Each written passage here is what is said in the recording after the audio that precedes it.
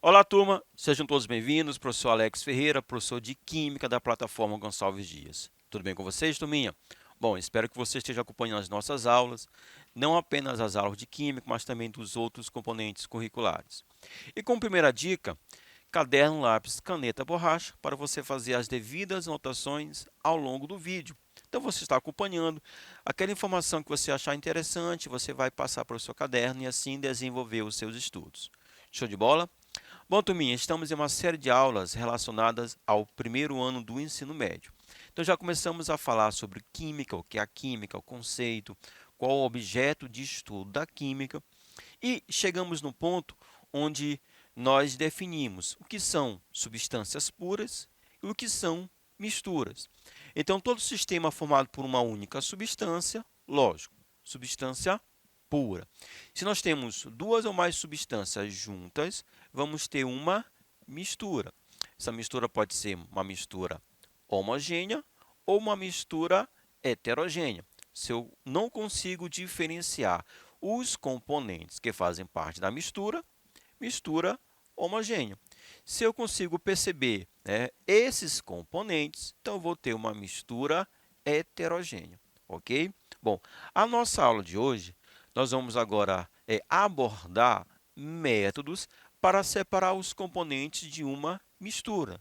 Então, processos de separação de misturas. Vamos falar sobre a catação, a atração magnética, a tamização e ventilação, levigação, evaporação, dissolução fracionada e decantação. Ok? Então, são métodos, processos que vão nos permitir separar os componentes de uma mistura. Beleza, turma? Então, vamos começar. Na natureza, raramente encontramos substâncias puras.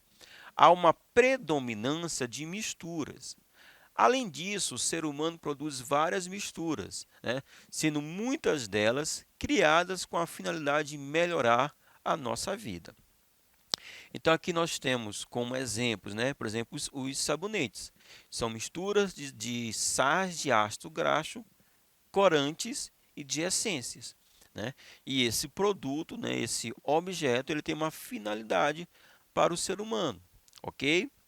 Uma outra mistura, dentre vários exemplos, você está com aquela hiperacidez no estômago, você vai preparar uma solução, uma mistura de um sal de frutas. Então, esse sal de frutas ele vai ser composto de bicarbonato de sódio, ácido cítrico e o ácido acetil salicílico. Então, é muito comum a gente trabalhar com misturas, a gente lidar com misturas no nosso dia a dia. Na maioria dos municípios brasileiros, há pessoas vivendo no lixo. São catadores de rua ou coletores de sucata e papelão. Também há famílias inteiras que sobrevivem nos lixões, recolhendo restos de comida e outros materiais. A situação dessas pessoas é extremamente cruel. Elas estão expostas a doenças através de vetores, como moscas, ratos, baratas e mutilações, além de correrem risco de vida. Por que eu estou falando dessa situação? Presentes no lixo, há vários materiais com valor comercial, tais como lata, plásticos, vidros e papéis. A separação desses materiais é feita manualmente por um processo conhecido como catação.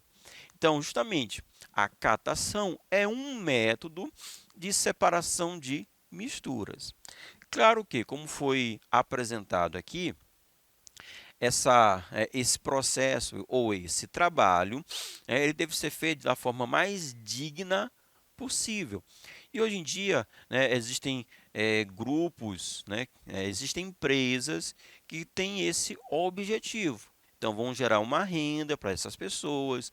Tudo é feito da forma assim, mais controlada, com todos os EPIs, os equipamentos de proteção, ok?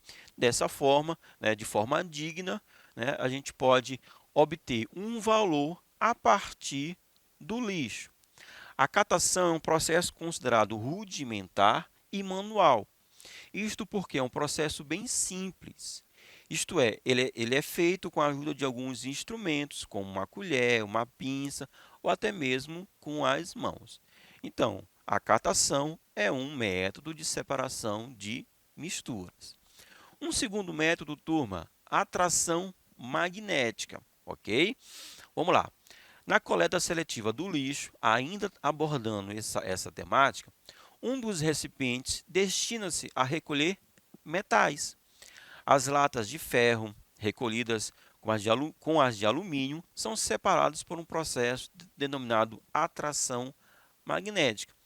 Então, você tem um espaço onde é colocado aquele lixo e você vai, né, aproximar desse local, né, um ímã. E esse ímã vai atrair justamente os metais.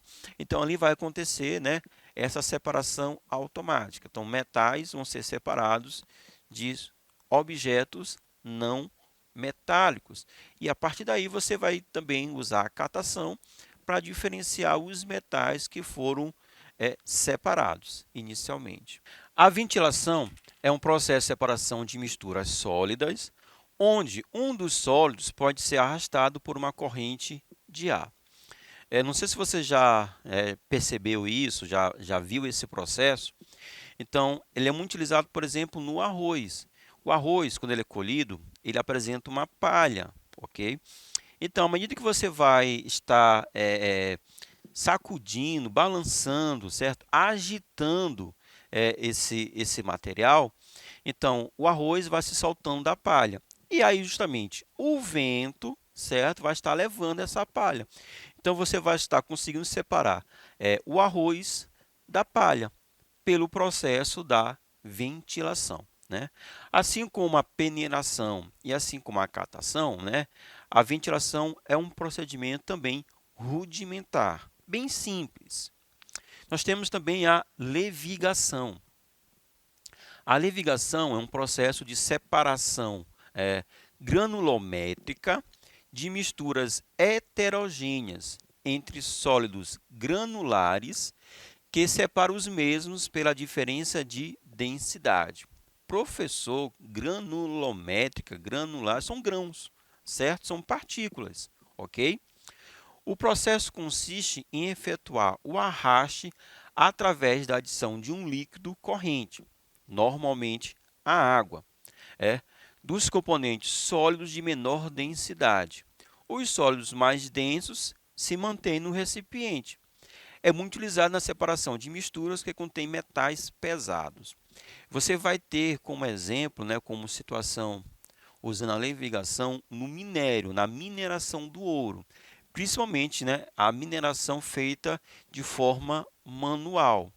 Então, você vai recolher uma certa amostra, certo, do leito do rio, onde você acredita que lá existe ouro, você vai utilizar uma substância que é o mercúrio. O mercúrio é o único metal líquido na temperatura ambiente. Esse mercúrio ele se liga ao ouro, formando o que a gente chama de amálgama. Então ele vai se combinar com o ouro. Essa combinação ela é muito densa. Então, o que acontece? Vai se depositar no fundo do recipiente, no caso, no fundo da peneira. E aí a água corrente, né, muito utilizado o rio, a água do rio, vai estar levando a areia e as partículas menos densas. E aquela mistura ouro e mercúrio vai ficar no fundo do recipiente. Depois você faz um aquecimento e aí esse mercúrio ele vai ser volatilizado, vai passar para o estado gasoso. É um procedimento, né, que vai gerar, por causa do mercúrio, a contaminação dos rios, né, dessa água, e também os vapores que vão conter mercúrio são vapores muito tóxicos. Então, é um processo, né, também rudimentar, só que vai gerar já vai poder gerar grandes problemas ambientais e problemas também de saúde. Nós temos o processo da evaporação. A evaporação é um processo de separação de misturas usado para misturas homogêneas entre sólidos e líquidos. Porém, nesse caso, o líquido não é recolhido por um condensador durante o processo.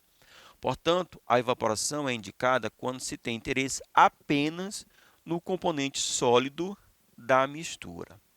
Professor, onde é a aplicação desse processo? As salinas, ok? Então, as salinas são locais onde existe um represamento da água do mar, certo? Em tanques, esses tanques são tanques extensos, mas também são tanques rasos, né? A profundidade é muito pequena. Então, quando esses tanques ficam totalmente cheios, se espera a ação do Sol. Então, a água ela vai evaporar, certo? Sobrando o quê? Restando o quê? Restando os sais minerais que compõem, né, que estão presentes na água do mar. A água do mar ela apresenta uma salinidade, né, bem grande. Então, ali a concentração de sais é uma concentração elevada. Então, por meio da evaporação da água presente na água do mar, você vai obter justamente os sais minerais. E aí você vai ver, você depois vai gerar outros processos para separar esses sais, gerando, por exemplo, o sal de cozinha, né, o cloreto de sódio. Então, podemos dizer que a fonte de cloreto de sódio, né, é a água do mar. Então, aqui nós temos mais outra figura mostrando já que essas montanhas de sais, né, de cloreto de sódio. Então, a gente pode dizer que a fonte primária de obtenção do cloreto de sódio, o sal de cozinha, são as salinas e são obtidos através do método da evaporação. Dissolução fracionada. Essa fracionada quer dizer fração, ou seja, por partes. Método aplicado para separar os componentes de uma mistura sólida, né? Um dos componentes sólidos da mistura é dissolvido em um líquido. O processo é complementado por outros métodos de separação de misturas. Então, por exemplo, nós temos aqui água, açúcar e areia, certo? Então, o que a gente entende, turminha? A gente entende que o açúcar vai estar dissolvido, vai se dissolver na água. A areia, não.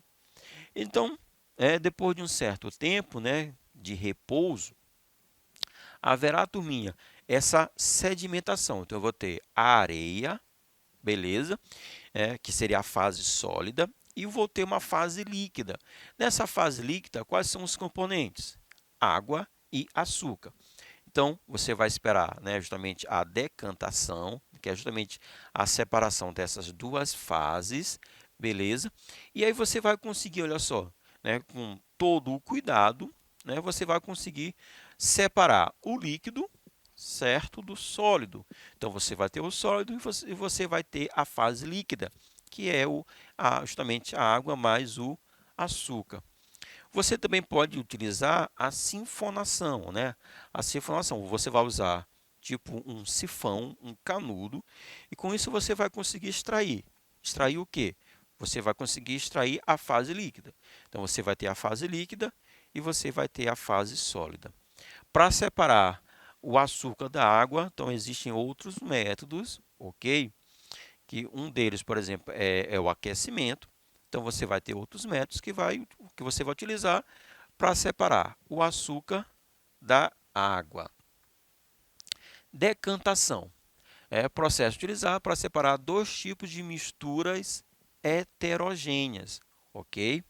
Observe que em alguns momentos a gente utiliza um método para separar misturas homogêneas, outro momento, né, vamos utilizar métodos para separar misturas heterogêneas. Então, você, na verdade, tem que conhecer a natureza dos componentes daquela mistura. E a partir, né, conhecendo esses componentes, a natureza desses componentes, você vai escolher, né, você vai fazer a opção pelo melhor método possível. Na decantação, nós podemos utilizar para separar, né, líquido de sólido. A fase sólida, né, por ser mais densa, ok? Sedimenta-se, ou seja, deposita-se no fundo do recipiente. E a fase líquida pode ser transferida para outro frasco. A decantação é usada, por exemplo, nas estações de tratamento de água. Então, na estação de tratamento, nós vamos utilizar algumas substâncias que vão gerar uma aglutinação. Então, aquelas partículas sólidas que estão em suspensão, elas vão ser aglutinadas e, com isso, elas vão ficar, entre aspas, pesadas e vão se depositar no fundo do recipiente. E aí, então, você vai conseguir separar, né, a fase líquida da fase sólida, certo? Uma outra possibilidade é você utilizar o sifão, que é uma espécie de um canudo, ok? Aí você também consegue separar, como você está verificando aqui. Você vai conseguir separar a fase líquida da fase sólida, certo? Então, esse método é o método da decantação. Também você vai ter a decantação nas centrífugas, certo? Então, por exemplo, né, foi feita a coleta de sangue. Então, no sangue nós temos uma fase líquida, que é o plasma, certo? E nós temos algumas partículas sólidas, são plaquetas, glóbulos brancos, os glóbulos vermelhos, certo? Então, para você separar esses componentes, você vai usar a decantação. Mas, muitas vezes, né, a gente precisa que essa separação ela aconteça de forma rápida.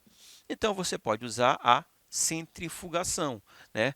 Você pode usar centrífugas. Aí, através de um giro, né, em altas rotações por minuto, então esse processo será um processo, né, você vai conseguir acelerar, né, essa separação. Então, depois de algum tempo, não muito, você vai ter a fase sólida no fundo do recipiente e você vai ter, né, na parte superior a fase líquida, que é justamente o plasma, né, com mais algumas outras substâncias. Tudo bem, turminha? Então, método de separação de misturas. Só lembrando que as misturas, elas podem ser misturas homogêneas, onde você não consegue diferenciar as fases, você vai ter um único aspecto. Dizemos que as misturas homogêneas são misturas monofásicas, certo? E as misturas heterogêneas, que vão apresentar duas, três ou mais fases. Tudo bem? E aí, conhecendo a natureza, conhecendo os componentes daquela mistura, você vai fazer a opção pelo melhor método possível. Aquele método mais seguro, onde você não vai ter tantas perdas, né, de um determinado material. Ok, turminha? Espero que vocês tenham gostado. Vou ficando por aqui. Até a próxima. Valeu!